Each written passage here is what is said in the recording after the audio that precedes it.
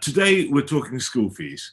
We're taking a hard look at affordability, discussing the ever-rising cost of independent schooling, and looking at what can be done to make it more affordable. We'll be talking bursaries, scholarships, discounts, and school fees planning with two of the UK's leading school fee experts. The Good Schools Guide, Camilla Smiley, is a specialist in the scholarship and bursary provision offered by UK independent schools. But many families will not be eligible for bursaries. Smart financial planning can make a real difference in this case. James Alder from Brewin Dolphin will provide expert advice on saving, spreading costs, getting tax efficient help from relatives, and covering your child's education through unexpected income dips. There will be an extended Q&A where you'll have the opportunity to have your school fee questions answered. Please use the Q&A box, not the chat, to post your questions throughout the session. And without further ado, I'd like to hand over to Camilla from the Good Schools Guide. So UK independent schools spend about £1 billion a year on fee assistance for students, with around 1 in 3 pupils at UK independent schools now on some kind of support. A lot of parents don't know how to access it or feel intimidated by the process. So I'm going to start by clearing up a few common misconceptions, since the scholarships and bursaries landscape has changed significantly in the past 20 years. Schools primarily offer 3 main types of financial support. Firstly, scholarships, secondly, bursaries, and thirdly, various other discounts available to some qualifying families. But first, what's the difference between a scholarship and a bursary? Scholarships were a catch-all term for awards given to students demonstrating exceptional talent, financial need, or both. Schools now draw a distinction between talent and financial need. On the whole, scholarships are awarded to those who have a particular talent, whilst bursaries are offered to those who have a particular financial need. Of course, we often see talented bursary students who are also awarded scholarships, but it's important to know which is which when considering your own position so that you know what you might be eligible for. Senior schools award academic scholarships to those who do exceptionally well in the entrance exam or special scholarship papers.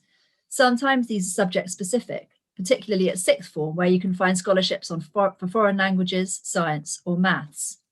Schools also offer scholarships for exceptional talent in music, sports, or the arts.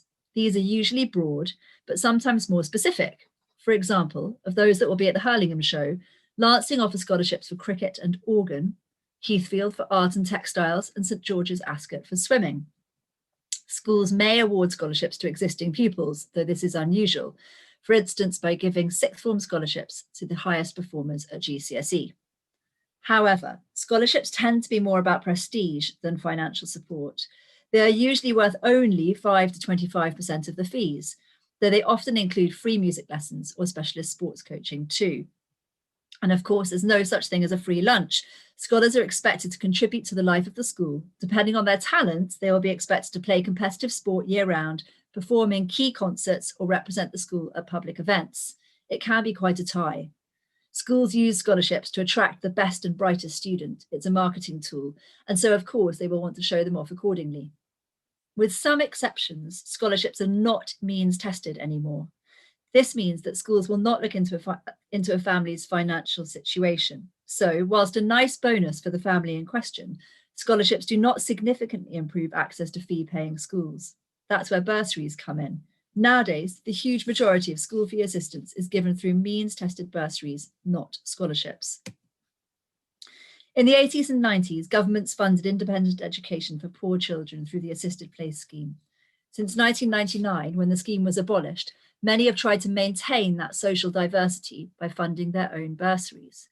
Lots of these schools were established hundreds of years ago to educate deserving local children. Social mix is nothing new. Bursaries are always means tested. Your financial circumstances will be scrutinised on application. You may be visited at home. Westminster, established in 1560 to provide for 40 poor scholars, spend £1.4 million per year on bursary provision, but they lay out their policy very clearly, saying, there are no exact financial criteria for bursaries, but in judging a family's needs, all income, essential expenditure, and all assets in savings, investments, and property will be assessed. Where, for example, a home is considered too large in an expensive area, or where excess equity could be released, A family may be expected to downsize or remortgage as necessary to release funds. It is also expected that savings in shares, ISAs, other investments, and equity in second homes will be released. The school will then assess what level of bursary is needed. Some schools are richer than others, of course. Those with large endowments, usually the boys' boarding schools, can offer more than those who rely on fundraising or current fees to fund their bursary provision. One school to look at is Christ's Hospital in Sussex, where only 17% of pupils pay full fees. Girls' schools tend to have less money to put towards bursaries because they do not have that same history of giving. The Girls' Day School Trust, or GDST, are doing excellent work on keeping fees affordable and funding bursaries. Bursary provision varies year to year, depending on the school's financial position. Some bursaries target particular pupils. Woldingham gives a local girl award of up to 50% to students who are at a local maintained primary school. Harrow has awards for boys resident in one of 9 London boroughs, 4 counties in the Midlands, or who demonstrate the characteristics of personal courage, wide-ranging thinking, and a global outlook, and who may one day change the world for the better. No pressure then. It's less common for prep schools to give bursaries. Bear in mind that many senior schools prioritise bursary pupils from maintained sector primary schools. So unless your child has a particular need that can only be supported at a prep school, it may be short-sighted to opt for bursary provision at 4+, 7+, or 8+, even if it is on offer. So how do you go about applying? Remember that a bursary does not need to be all or nothing. A 20, 30, or 40% fee remission could make all the difference to your family. Schools don't tend to publish a threshold income for bursaries. St Paul's is unusual in giving a threshold household income of £120,000 for bursary assistance. If you're not sure whether you would qualify, just speak to schools, as many as possible, to get a feel for what's out there. The school shows are a great opportunity to do this face-to-face, but you can always pick up the phone. Even if you've already been in touch with the school to discuss your circumstances, you'll be asked to indicate on the registration form whether your child would require bursary support to take up a place there. Your son or daughter will then go through the standard assessment process before the school will confirm what, if any, bursary support they will be able to offer. This is not guaranteed, so make sure you have a plan B. When your child takes up his or her bursary place, you should expect your financial circumstances to be reassessed annually. There may be other discounts that you can benefit from if neither a scholarship nor a bursary will quite work. Many schools offer discounts for the second, or more commonly, third or fourth child attending. The children need to be there at the same time, so look carefully at age gaps and work out how many years overlap there would actually be. An all-through school is going to offer more scope here than a school that only takes them from 13 to 18. Some offer potentially helpful discounts to those who work for the armed forces, clergy, or NHS. And discounts for teaching staff are well known, but schools also give discounts to non-teaching members of staff too. So if you've long dreamed of becoming a matron or a registrar, perhaps now is your moment. If none of these apply and you're still worried about pulling the money together year on year, I thought I'd give you a few more things to think about. All of these decisions depend on your child's need and your family's circumstances. You need to think very carefully about what it is that you need from an independent education in order to decide where you can save money. Firstly, an independent education needn't start at 4. The state to late model is popular for a reason. If your 2 children go to the local state primary until year 4, you could save £160,000 in London.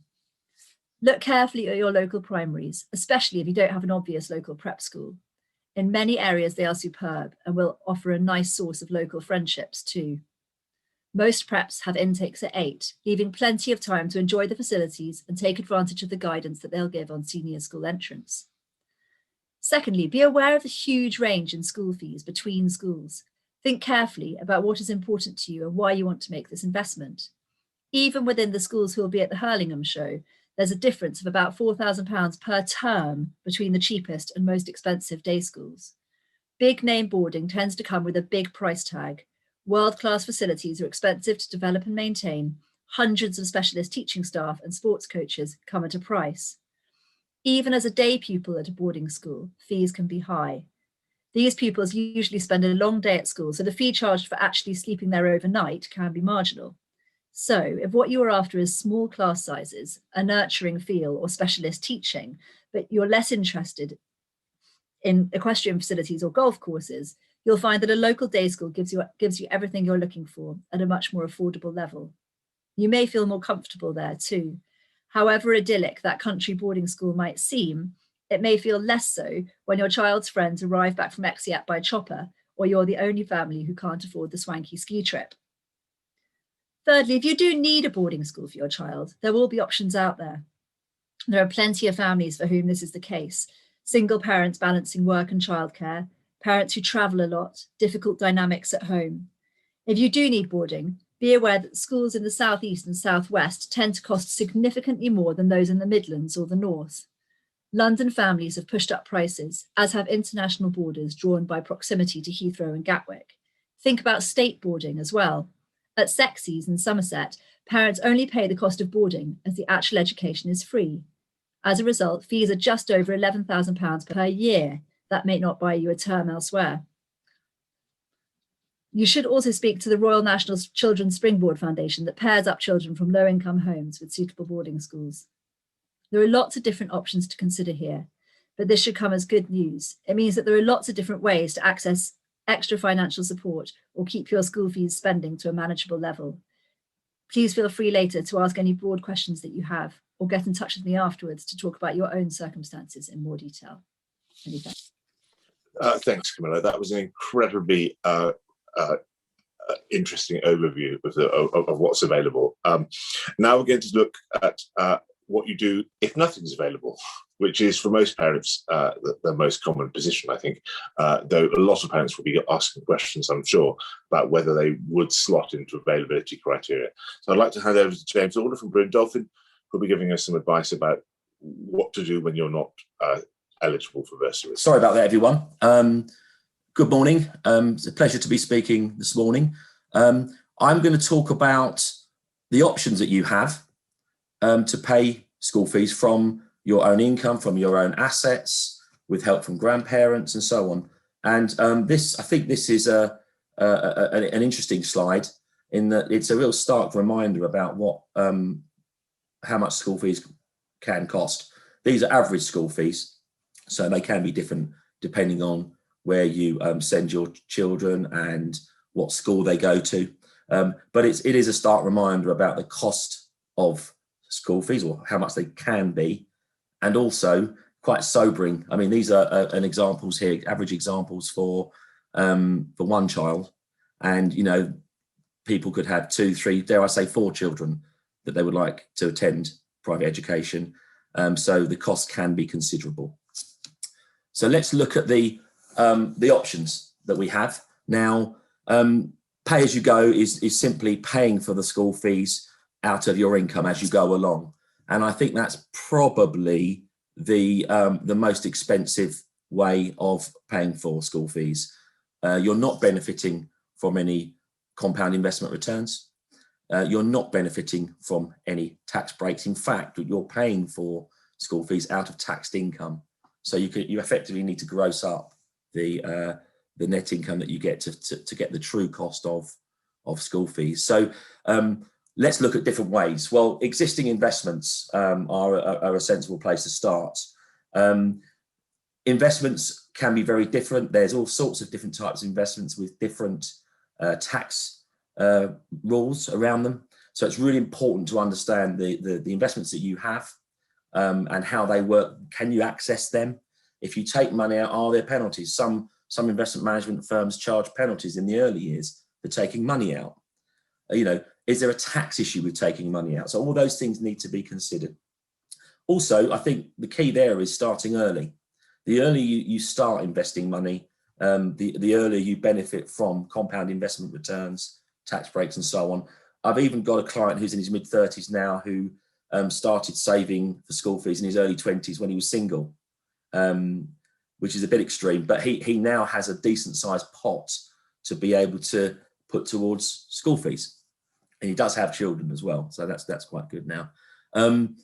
Pensions are available for older parents. At the moment, you can't access your pension until you're 55, soon to be going up to 57 in 2028. But that is an option. And also grandparents, of course, might have pensions that they can access if they're prepared to help. And it's about understanding what you can draw down, what the tax rules are around drawing down, and whether or not the plans that you have actually allow drawing down. Some of the older plans that you might have just don't allow the new flexible pension options that we have these days. So again, a review of those pensions is really, really important. Another option is leveraging. You can leverage your investments. You can leverage your property. You can take loans out. Equity releases, again, an option, maybe if grandparents are involved and want to help. And that leads on quite well to help from grandparents. Lots of grandparents want to help, and also it can be a beneficial thing because it can be tied into an inheritance tax planning strategy. And grandparents might be keen to give money now, which might escape inheritance tax, which otherwise would be caught to inheritance tax later on down the line. So it's a really good option. And I think talking to one's family is really important, and involving the family in the discussion is important, because an inheritance tax saving can effectively result in there being a 40% discount on the fees that are paid. So that's a really good option where grandparents are willing to help.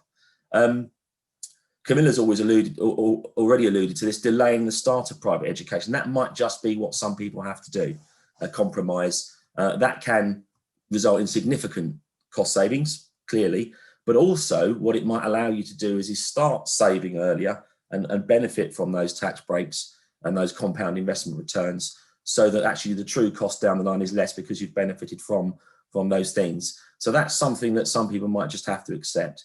Again, as Camilla alluded to, school fees, change considerably around the country. So maybe shop if you're boarding, maybe shopping around is certainly something to consider. I think Camilla's already covered sibling discounts and bursaries, so I won't mention anything about those, and I'll move on.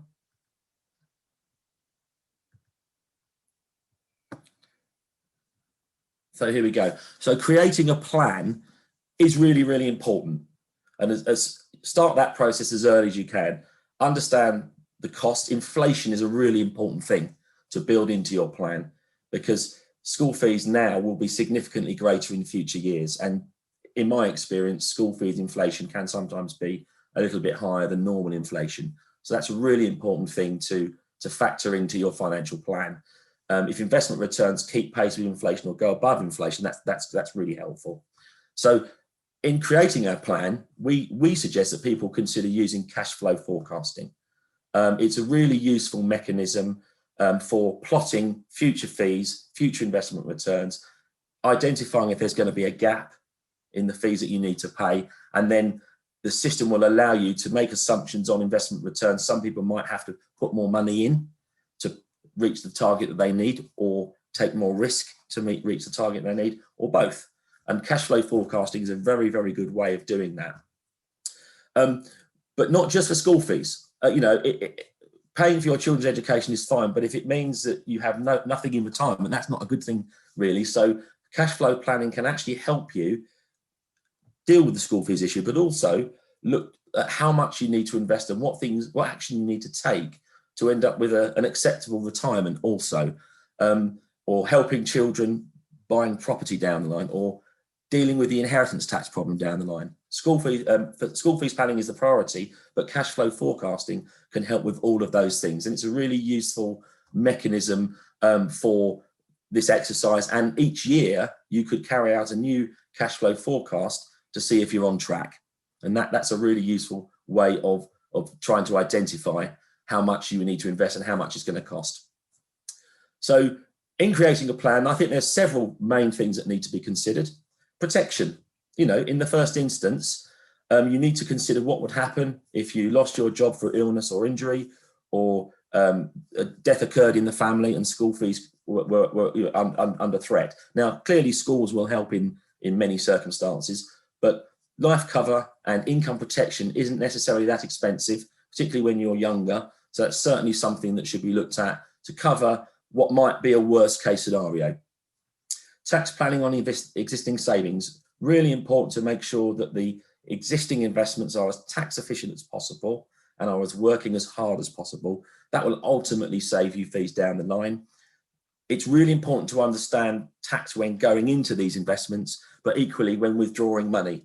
You don't want to be withdrawing money from a type of investment that's going to have a huge penalty or a significant tax liability. And there are ways of investing money very, very efficiently so that you avoid that unnecessary tax.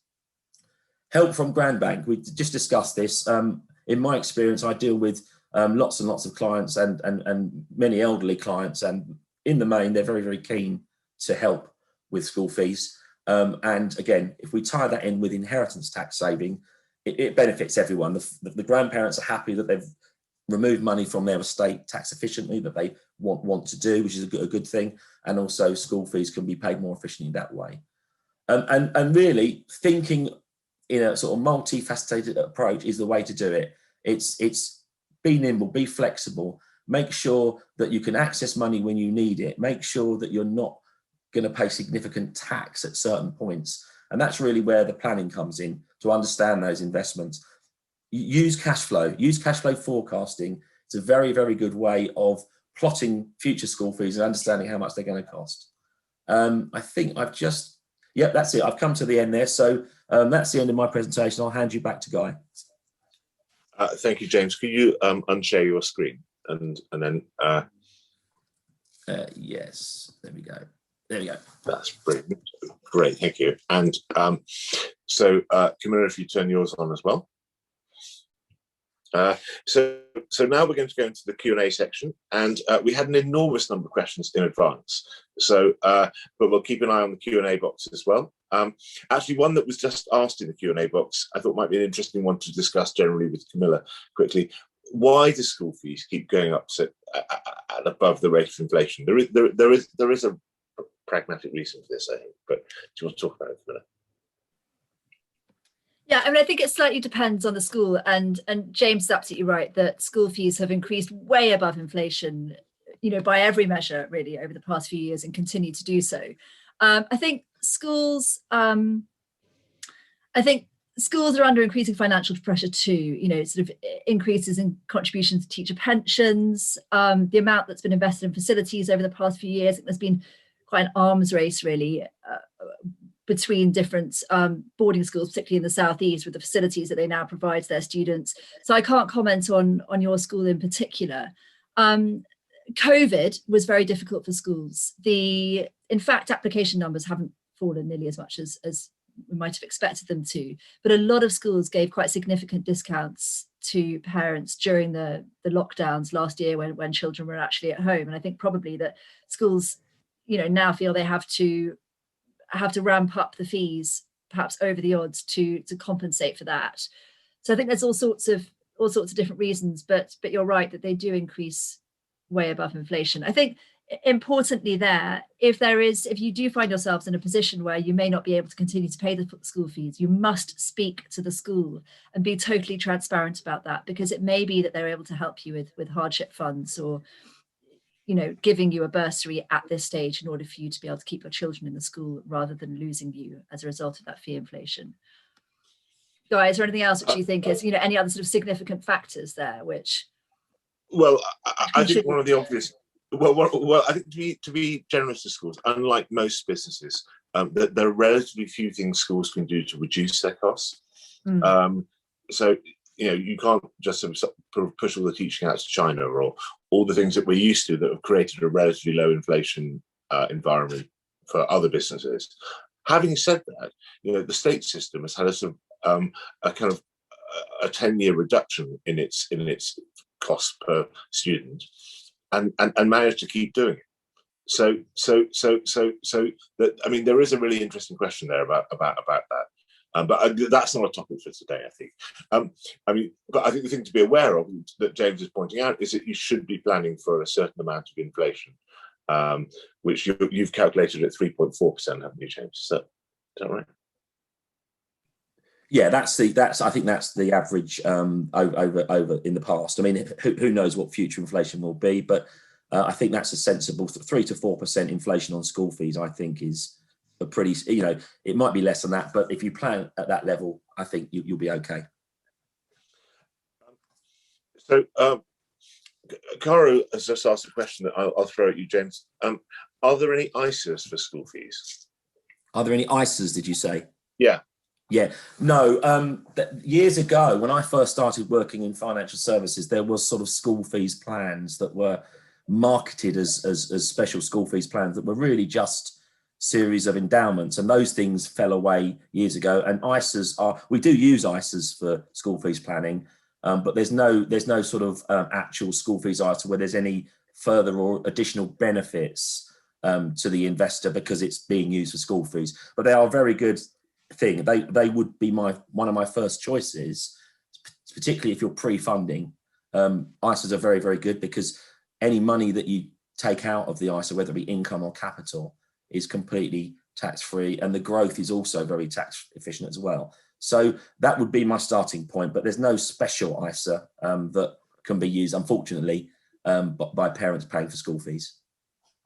So the question I'm going to put to both of you, but in slightly different ways. So starting with Camilla, what do you do if your financial circumstances as a family change once the children are actually at the school? So, like I said before, transparency is key here. Most schools, and this really does depend on their financial position at the time when you ask, but most schools will have some sort of contingency set aside for exactly this time. If a family hits difficult times for whatever reason.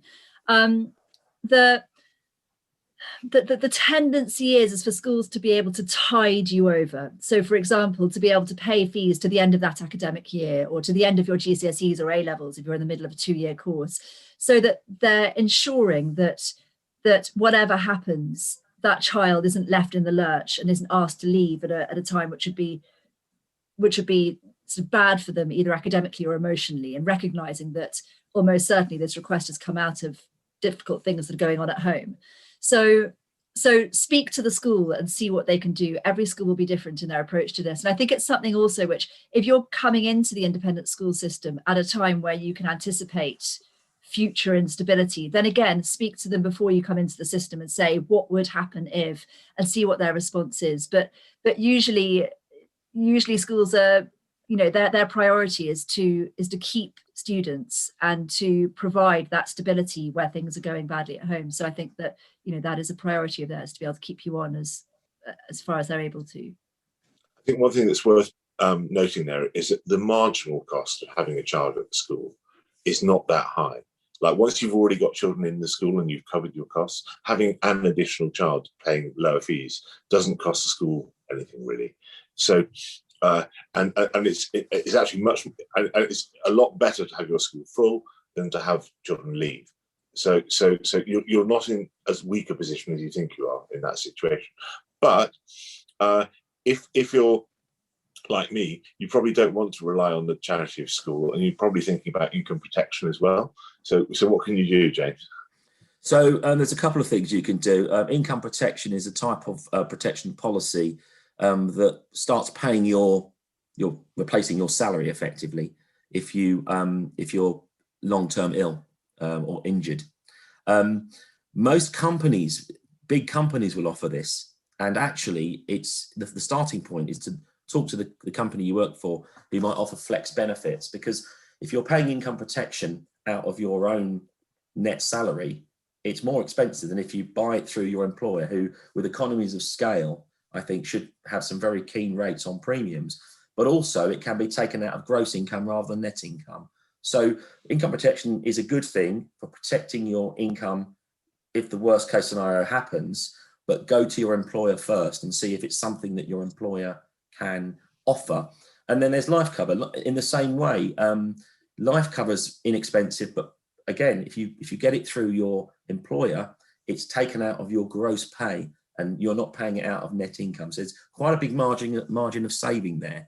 Can we, just to be sort of a bit more precise, because inexpensive can mean different things to different people.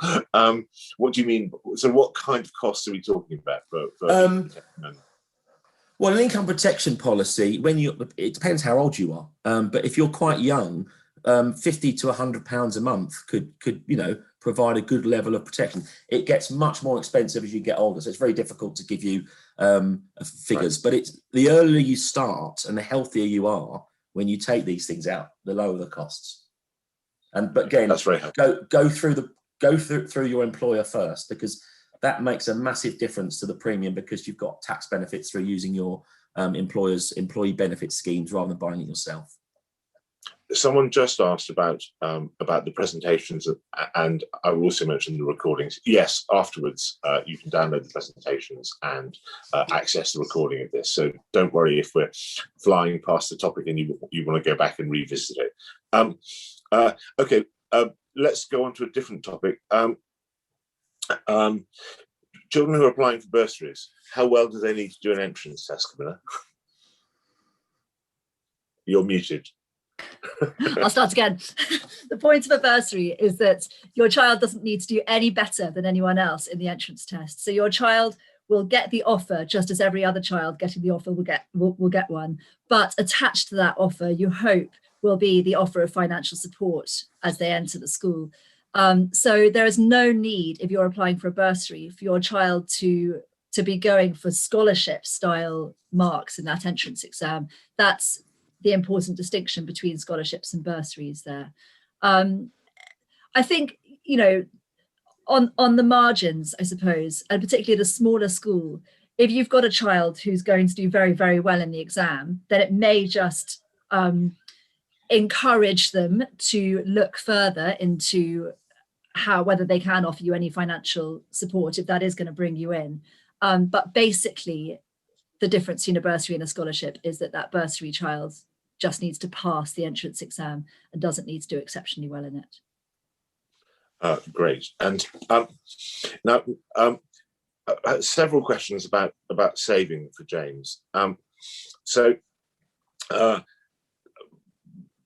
People worrying about building up pots. Nelson emailed me in advance saying, what's the quickest way to build up a funding pot? Like, maybe you didn't start in your 20s, like the example you gave. Yeah. So what do you do if you wanted to start building up a pot now? Well, essentially, if in that scenario, you're playing catch up, really. So you have to put more in, if you can, take more risk than you would otherwise like to, but ideally do both. The earlier you start, the less ultimately you have to invest, because hopefully the investment strategy is successful, and the compound returns on investments is very powerful. You know, 7% return each year means that your capital doubles every decade. So if you put £100,000, a lump sum of £100,000, and it grows by 7% per annum, after 10 years, it's worth 200. So that's a really powerful thing, compound returns. If you're not able to do that, unfortunately, you have to put more in the pot, and you might have to take more risk. But beware, if you take more risk, the downsides are higher too. So you must make sure that you're able to accept the volatility of taking more risk, and the outcome of taking more risk. You know, if the investment strategy goes badly, you may end up with a smaller pot than had you taken a little bit less risk and taken a steadier approach. But they're the two real main things. Is more money probably needs to be earmarked for the savings strategy, and you might have to take a bit more risk. At Brewin Dolphin, we do risk profiling strategies where we have conversations with clients, and we try and sort of look under the bonnet in terms of their views on risk. So we make sure we fully understand how far they're prepared to go with risk. The maximizing returns does mean you need to take risk, but I think it needs to be tempered with, you know, the potential downsides also. And then a question I'm going to throw again at both of you, because I think you'll have different perspectives on this. So several people have asked about paying up front. Someone was just asked, is it worth paying up front and asking for a discount? And someone else asked about if you're able to pay, you know, anywhere between 3 terms and 21 terms in advance. You know, is that something to talk to schools about? And then, and while Camilla's talking about what schools might think about that, I'll ask James to be mulling in his head the relative advantages of putting your money into a school rather than investing it. Yeah, I mean, some schools, in fact, a lot of schools will have official schemes for the discounts that you will receive if you pay 1 year, 2 years, perhaps up to 5 years school fees in advance. And so, yes, it is definitely worth asking the school whether they have anything in place. I suppose this is perhaps where James will be better on this area, because it all depends on the investments that, on the returns that you will get from investing that money elsewhere. I would say it's important just to do your due diligence and make sure that the school's finances are in good shape, and that they're not going to go under holding 4 years of your school fees. But, if a school is robust, and there's no reason to, you can have a look at all their accounts on the online, and provided that you ask lots of questions about what they're going to do with that money and how safe it'll be in the meantime, then I think there's no reason not to take them up on that offer of a discount. So of course it helps them, if they're making significant investments in facilities or development, then it helps them to have the money up front too. So I see no problem with it at all, provided, as I say, that you're confident in the school's future. James, what's your view? Yeah, well, first, I agree with Camilla's point. We do it ourselves. Any investment that we go into, we do our due diligence, and I think pre-funding school fees is no different. It's absolutely crucial to make sure that the money's not going to disappear, down the line. I mentioned in my presentation about sort of being nimble and flexible, and this is where this really comes in. We wouldn't, if we had clients who had money invested for many, many years, we may start withdrawing money in the very early years to pay school fees, because we'd have benefited from the tax breaks, the compound returns, etc. But if you're investing new money now, we probably wouldn't recommend you put money in today that you're going to take out next year, or even in year 2 or year 3. So what we quite often say to people investing for school fees is look at the pre-funding for years 1, 2 and 3, particularly if the discounts are generous. And we will start withdrawing money in year 4, 5 and beyond, because that gives us enough time. If there's a wobble in the market in the first couple of years of investing, we're not being forced to take money out when the market's lower or when there's lots of volatility. So I think it's part of the overall plan, actually. But it really depends on the actual discount that you're getting. You need to fully understand the discount. If you're just getting what you would be getting in interest if you left the money on deposit, it doesn't sound that attractive. So one would hope that the discounts were better than that. So really, grill the school on actually what is the discount, how much are we benefiting? And I think that will help you decide whether pre-funding is a good idea. But I certainly think it's part of an overall process. Great, thanks. I mean, we're getting quite a lot of questions about, I suppose, other ways in which grandparents are helping families, and how that might interfere with school fee assistance. So it's quite. I won't try and do the whole question, but there's quite an extended question about a family where they've asked parents to help manage a property investment, which is going to be in the name of the children. So the grandparents are giving it to the parents, and in the parents' name. And I suppose the question being asked, Camilla, is, and I had someone email me in advance with a similar question. If parents are managing investment, those kind of investments, will that affect their ability to claim bursaries? Yeah, I mean, I think this is really difficult, isn't it? And again, I think it comes back to transparency with the school. The schools spend a lot of time trying to get this right, and I think we have to have faith in that process that they go through in order to assess whether or not your family is right for bursary assistance. You need to give the schools everything. You need to show them absolutely everything. And the worst case scenario there is that if you don't show them everything, if it transpires a year or 2 years down the line that you haven't been transparent, then you can find yourself with your child having that place taken away. And I've seen this happen, having that place taken away because you fraudulently applied for bursary support. So you've got to be absolutely upfront with them and completely honest about your financial circumstances. If grandparents are helping in different ways, but in a way which won't manifestly help your ability to pay school fees, then schools will see that. They do spend time looking through all these numbers and looking through your circumstances. So if you're saying, well, listen, my parents are doing X, Y, Z, but for these reasons, actually that doesn't help us at all with our cash flow and with managing school fees, then unless you do somehow have access to that cash, the schools will understand that, or should understand that. So I think just be really upfront about it and say, this is who we are, this is our position, this is why we don't feel we can pay. If you do have assets that you can draw money out of, then yes, schools will expect you to pay the fees. But if you don't, then that's fine. Just explain it to them. Take the time to show them all of your accounts and your whole, all of your circumstances, so that they can make an informed decision. I know that doesn't, it doesn't really answer the question, but the fact is, they do spend a lot of time looking into everybody's personal applications and looking at it very carefully.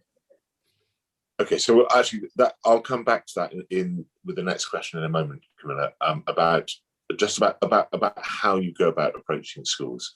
I think we should dig into that a little bit more, because I think it's quite a difficult thing to face doing, but is easier perhaps than people think. But while you're thinking about that, James, a question I think that'll be quite common for a lot of London parents who will also be attending the Hurlingham show. We're intending to stay in London and think that our home has got,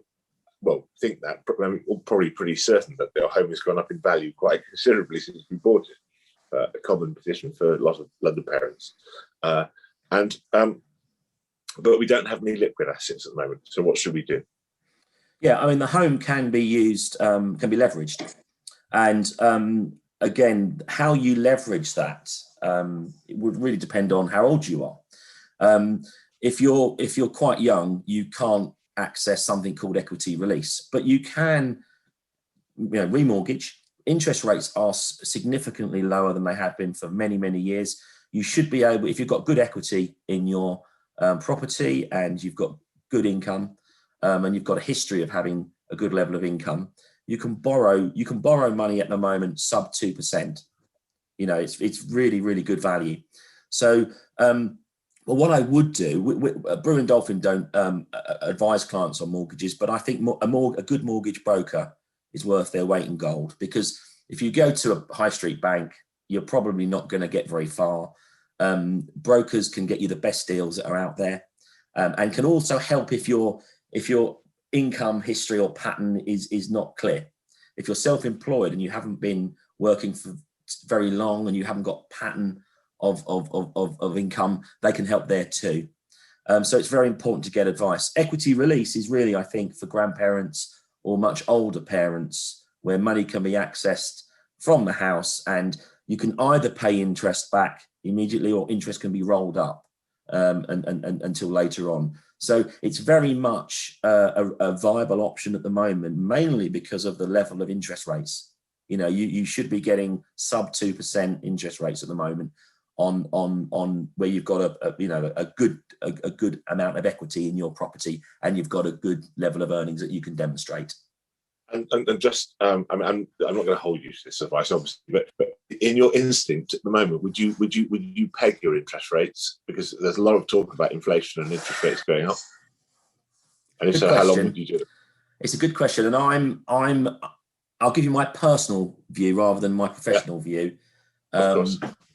I think if you can get an interest rate at 1.7, 1.8, and you can fix that for 5 years, that would be my decision, because you know what you're going to pay. And if inflation does go up, the true cost at 1.8 is obviously diminishing, because inflation will actually, eat away at the debt in itself. So my own personal view is fix if you can get a very, very good rate, and then you don't have to worry.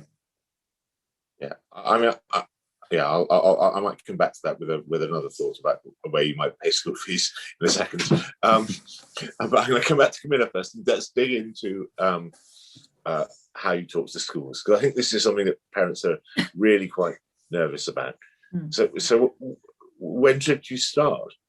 It's understandable to feel nervous. And I think just first of all, before we get into the process, I want to make clear that these schools, when they're assessing your child academically, they really are just assessing your child academically. There's no need to feel squeamish about speaking to the registrar or whoever's responsible for bursaries at the school in advance of that assessment. They're not going to hold it against your child that you've had a conversation with the school about financial circumstances. I think schools, we're much better at talking about this now. We're much better at being open about money and about sort of discussing access and things like that. And I think, therefore, you should never feel nervous that by picking up the phone and speaking to the school and laying all your cards out on the table, that that's somehow going to affect your child's application further down the line. They're not going to judge your questions about bursaries and apply that to whether or not your child can pass their maths and English tests at 11. So just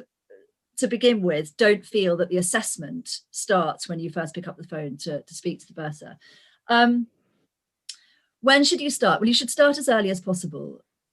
The most conversations, if you're looking at 11 plus or 13 plus, for which the exams basically happen in year 6 alongside the 11 plus exams, if you're looking at those entry points, then most parents will start having conversations about secondary schools in year 4. Some secondary schools want you to register, particularly the boarding schools, by the end of year 5. So you've basically got a 2-year run in from the beginning of year 4 to the end of year 5 to get your applications in for boarding school for 13 plus. Or otherwise, if you're going for 11 plus entrance, then those deadlines will fall in the autumn of year 6. So I think it is perfectly reasonable in year 4, in early year 4, to start calling around schools and having these conversations. Some parents choose to do it much earlier, and that's absolutely fine. I mean, I think, knowledge is power here, isn't it? And the more that you understand the landscape, the more that you're going to be able to, you're going to see all those chinks in the armor and work out how to access that financial support. But end of year 3, beginning of year 4 would be a sensible time to start having those conversations seriously with schools and working out what's out there. I think that an underused resource here as well is the primary school. If your child is at the local primary, then more and more, particularly in London, the Secondaries Dulwich, for example, has fantastic relationships now with their local primary schools, and they really want to encourage applications from clever boys from their local schools in that area. And I think that, again, you needn't be squeamish about speaking to your head teacher at school about what local secondary schools, as in private secondary schools, that primary has relationships with, and whether they think your child would be a good fit for any of them. So speak to the primary school and pick up the phone and speak to secondary schools, or, as I said before, speak to them at the shows at Hurlingham, or indeed at Battersea later on in the year. I think there's, Guy, you said, is it easier than people think? There's 2 ways of looking at this. There's the awkwardness, isn't there, of that initial phone call, and that is totally straightforward and shouldn't be, like I said, it shouldn't be intimidating. These registrars their job is to provide a welcoming first point of contact. And for them, it's really important to be attracting clever local pupils, whether they're looking for bursary support or scholarships or neither. And so I find most of the time that schools registrars are very warm and very open and really happy to take your call. So don't feel worried about that initial contact. Schools they want to talk to you. They want your phone call. You're not doing them a favor by calling them. They want to attract these good applications. I think on that front, I think the thing that doesn't work is subterfuge. Like if you get into a muddle, I think, well, I better not tell them who the child is, or you do it under a different name to try and find out what that they won't like that at all. Yeah.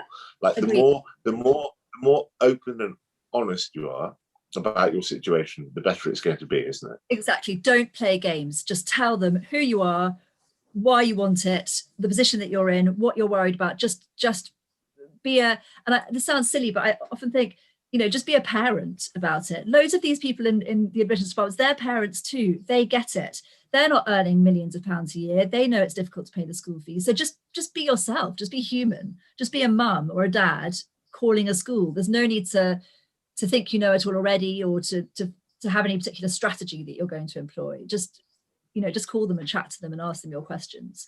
I think the other thing which the schools are getting better at vocalizing is this very genuine commitment that they have to social mix, to diversity, to attracting the best pupils regardless of their parents' income.